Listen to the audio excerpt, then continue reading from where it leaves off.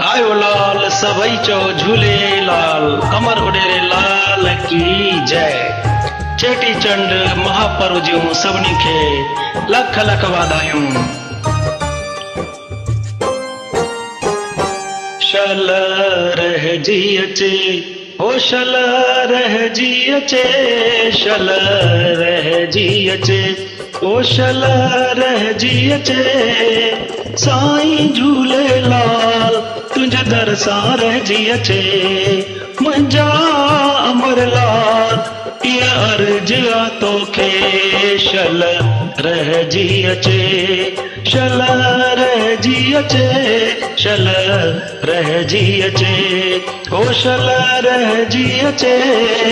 साईं झूलेलाल तुंहिंजे दर सां रहजी अचे। मुंहिंजा अमरलाल इहा अर्ज़ आ तोखे, शल रहजी अचे।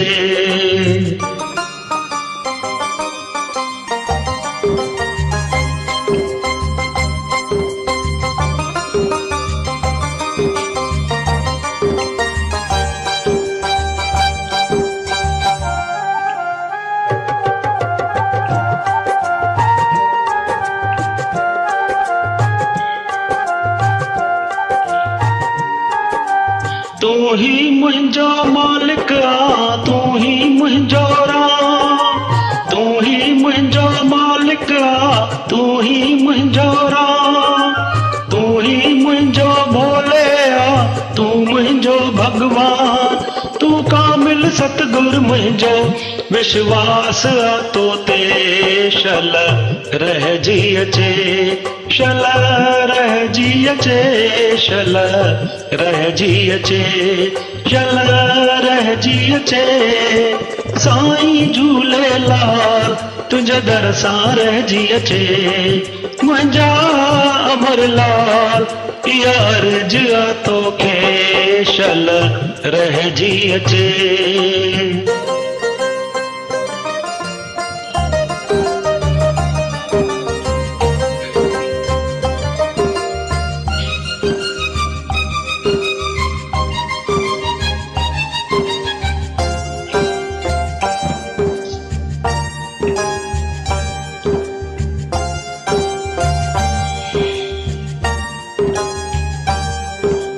तुंहिंजो आ सहारो मूंखे तुंहिंजो ही आधार, तुंहिंजो आ सहारो मूंखे तुंहिंजो ही आधार। तोखां सिवा केरु कंदो भवसागर सां पार।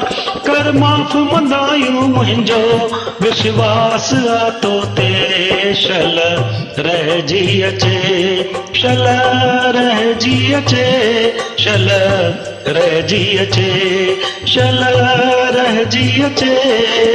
साईं झूलेलाल तुंहिंजे दर सां रहजी अचे। मुंहिंजा अमरलाल इहा अर्ज़ आ तोखे, शल रहजी अचे।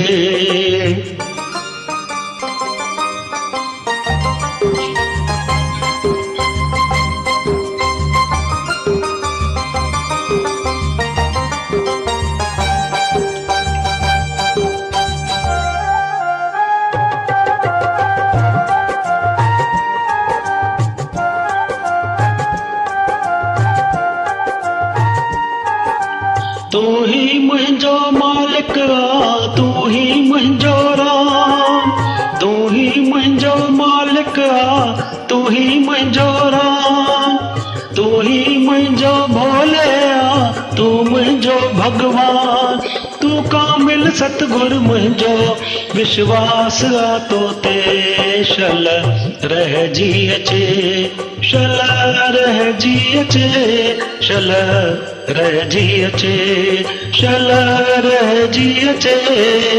साईं झूलेलाल तुंहिंजे दर सां रहजी अचे।